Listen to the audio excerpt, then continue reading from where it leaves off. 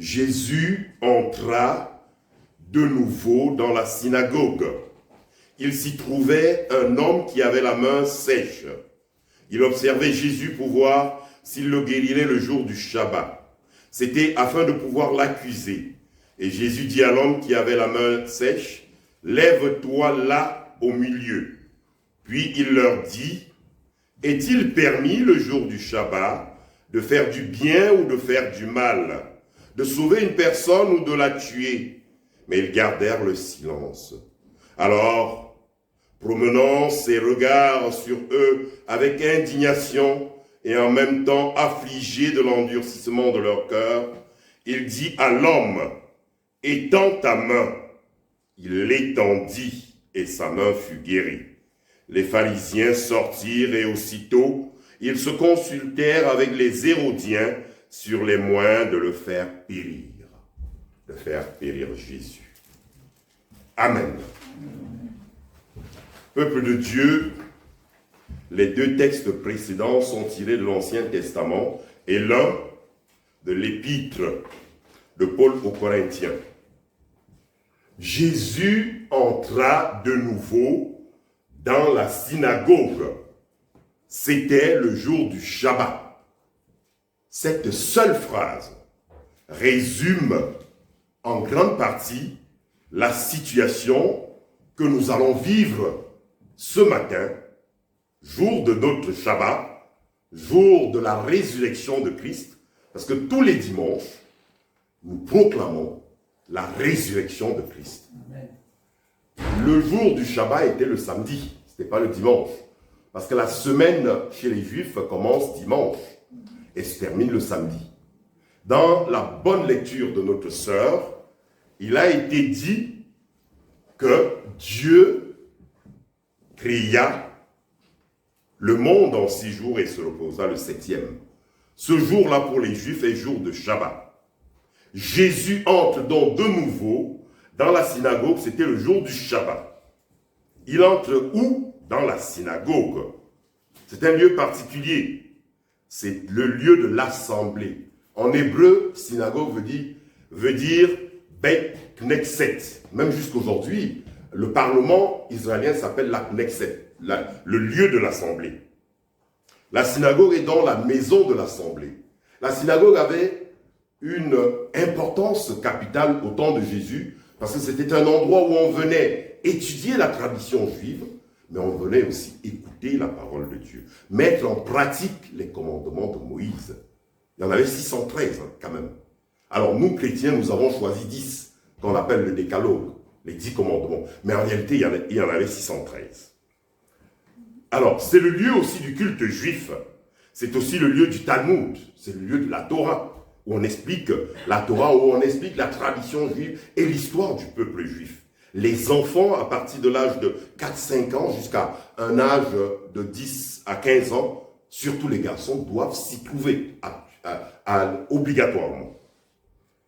Jésus entra de nouveau dans la synagogue, c'était le jour du Shabbat.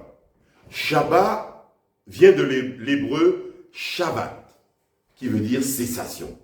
Ce jour-là a lu notre sœur, le jour du Shabbat, c'est-à-dire le 7e jour, le jour où le Dieu, notre Dieu, le Tout-Puissant a créé le monde, les Juifs, et nous aussi dimanche, parce que Christ est ressuscité dimanche, nous ne devons rien faire, nous devons consacrer cela à louer Dieu, à lui dire merci pour son infinie bonté de nous avoir créés à son image.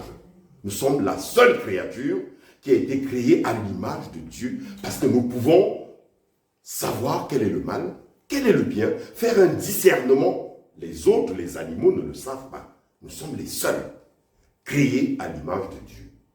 C'est pour cela que le jour du Shabbat chez les Juifs est très important. Quand on se rend en Anvers, on se rend bien compte qu'ils ne prennent plus leur voiture, qu'ils marchent sur des kilomètres pour aller à la synagogue, qu'ils ne mettent pas la lumière, qu'ils ne mettent pas la télévision. La dame de maison a tout préparé dans la semaine et le jour du Shabbat, on se repose. Mais le problème pour Jésus est que le Shabbat est une loi de Moïse. Mais lui également dit « Je suis le Shabbat ». Et Vous allez comprendre pourquoi. Dans Exode 20, 10, le Shabbat est journée sainte, consacrée à Dieu. Le Shabbat est jour de repos, de sanctification. Il commence le vendredi soir, 18h43, et jusqu'au samedi soir. Le Shabbat dure 25 heures au lieu de 24. C'est le jour de cessation. Toute activité est interdite. Tout travail est interdit. Il est interdit de produire, de transformer, de faire cuire des aliments, de mettre de l'énergie. Au temps de Jésus, les chefs de la synagogue étaient tous pharisiens, étaient intransigeants sur le jour du Shabbat. Je vous ai dit qu'il y a 613 commandements, mais le Shabbat est un commandement très important parce qu'il est hebdomadaire. On le fait toutes les semaines. Et on doit le respecter parce que Dieu s'est reposé de sa création. Mais alors, Jésus a une autre conception du Shabbat. On nous dit qu'il entre de nouveau. Ça ne veut pas dire entrer de nouveau, ici ne veut pas dire qu'il entrait habituellement, non. Il entrait de manière sporadique, il entrait momentanément. Parce que Jésus n'allait pas systématiquement à la synagogue. Il avait pour endroit pour répandre la bonne nouvelle, c'était souvent dans des endroits comme ceux-ci, quand on ne l'attendait pas, dans des cours, au bord de l'eau. Et il allait de temps en temps à la synagogue, simplement pour apporter un message. Et chaque fois qu'il y allait, il y avait un petit problème, sinon un grand problème, parce que lui n'avait pas la même conception que les pharisiens, les gardiens éveillés de la loi. Alors Jésus leur pose la question, si votre femme est en travail le jour du Shabbat, vous la laissez mourir parce que c'est le Shabbat. Si un animal tombe dans un puits, quand on parle d'un animal, l'animal avait une importance particulière au temps de Jésus. C'était synonyme de richesse parce qu'on avait très peu de viande, très peu de poissons. Donc quand on faisait de l'élevage, c'était pour pouvoir faire ou des sacrifices au temple ou pour pouvoir se nourrir. Et Jésus, une fois à la porte de Bethsaïda, dit à un infirme qui était là depuis au moins 30 ans et qui attendait que l'eau bout pour qu'il descende se faire guérir. Lève-toi, prends ton grabat et marche. Et on lui dit, c'est le jour du Shabbat. Il leur demande, c'est mieux de faire le Shabbat et de laisser cet homme souffrir? C'est la même chose ce jour où Jésus entre dans la synagogue. Quand il y entre, il y a un homme à la main sèche, à la main desséchée, c'est-à-dire un infirme. En préparant ce texte, je me suis penché un peu sur cet homme qui n'a pas de nom, mais c'était un tailleur de pierre. Il avait donc besoin de ses deux bras pour pouvoir vivre. Il avait la main desséchée. Et quand Jésus entre dans la synagogue, les pharisiens sont inquiets. Ils se demandent s'il va encore enfreindre à la loi du Shabbat. Ils se demandent s'il va oser aller à l'encontre du Shabbat, s'il va contrevenir au Shabbat, s'il va violer le Shabbat, s'il va aller à l'encontre de la loi de Moïse. Le Shabbat vient de Moïse. Prenant la parole, Jésus pose une question. Il nous pose cette question ce matin. Est-il permis le jour du Shabbat de faire le bien ou le mal? Est-il permis le jour du Shabbat, ce grand jour, de faire le bien ou de faire le mal? Mais eux se taisent. Ils comprennent le piège. Il est là le piège. Mais ce n'est pas un piège pour faire payer Jésus une amende, non. C'est juste, Jésus veut nous amener à la réflexion. Il veut nous amener à dépasser le Shabbat pour voir en face l'autre, en face l'être humain. Est-il permis le jour du Shabbat de faire du bien ou du mal? Silence total. Eux se taisent. Jésus, par cette question, veut ouvrir nos cœurs. Jésus, par cette question, veut susciter la réflexion. Jésus, par cette question, veut créer un débat intérieur en chacun de nous. Jésus, par cette question, veut éveiller les consciences. Jésus, par cette question, veut engendrer chez les pharisiens et chez tous les juifs, ses frères, une conscience compassionnelle. Jésus, par cette question, ouvre les cœurs à la compassion de l'autre. Mais eux se taisent. Personne n'ose entraver la loi du Shabbat. Et on nous dit ici, Jésus se fâchait également, peuple de Dieu. Jésus connaît les cœurs. Il voit leur étroitesse d'esprit. Il voit leur manque de compassion. La question de Jésus ne trouve que des cœurs endurcis. Et le texte dit, Ils étaient aveuglés par leur propre aveuglement. Ils étaient sourds à leur propre surdité. Ils étaient aveuglés et sourds aux besoins des autres. Leur cœur était aussi sec que la main desséchée de l'homme qui se tenait au milieu de la synagogue. Voilà le tableau du cœur de ceux qui étaient dans la synagogue. Mais je ne pense pas qu'ils le savaient. On ne doit pas leur jeter très vite la pierre. Ils étaient sous la loi. Et Jésus vient accomplir la loi, il ne vient pas l'abolir. Ils comprenaient mal la loi de Moïse. Alors, Jésus, promenant un regard de colère, navré de l'endurcissement de leur cœur, il dit à l'homme, étends ta main, il étendit, et la main redevint normale. Peuple de Dieu, nous sommes témoins de la colère de Jésus. Cette colère est causée par le manque d'amour, endurci de leur cœur. Oui, et nous revoyons ici le texte qu'a lu notre sœur tout à l'heure dans 1 Corinthiens où il est dit « Quand je parlerai les langues des hommes et des anges, si je n'ai pas l'amour, je suis un airain qui résonne, une cymbale qui retentit. Quand j'aurai le don de prophétie, la science de tous les mystères, de toute la connaissance, quand j'aurai toute la foi jusqu'à transporter les montagnes, si je n'ai pas l'amour, je ne suis rien. » Je reprends.